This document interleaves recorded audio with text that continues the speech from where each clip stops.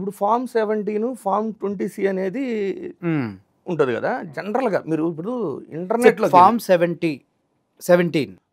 అంటే ఏంటి సార్? యాక్చువల్గా సార్ ఏజెంట్ కూర్చుంటాడు కదా, పార్టీ ఏజెంట్ ఉంటారు.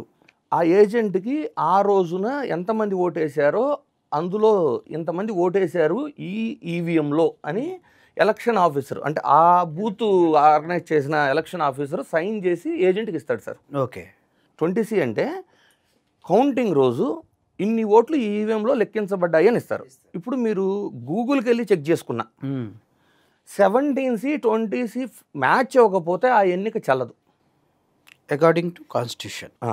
ఓకే. ఇంకా కరెక్ట్గా చెప్పమంటే 20C అప్లోడ్ చేస్తే ఆ రెండు టాలీ అవ్వాలి. టాలీ అయినట్టు అయితేనే నెక్స్ట్ గవర్నమెంట్ ఫామ్ అవ్వాలి.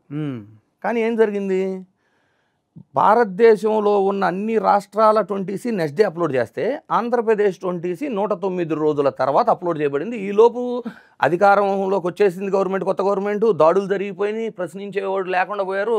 ఎందుకు అంత లేట్గా చేశారంటారు? దానికి ఆన్సర్ చేయరు. ఎందుకని సార్? చేయాలి కదా. ఇవన్నీ కోర్టులు చూసుకోవాలి. ఇప్పుడు ఎలక్షన్ కమిషన్ దగ్గరికి వెళ్తే ఏమనిద్ది, ఇప్పుడు చెప్పట్లా రాహుల్ గాంధీ గారికి ఏమంటున్నారు, మీరు అఫిడవిట్ మీద అన్న డేటా ఇవ్వండి, అడగండి మమ్మల్ని అడిగేది.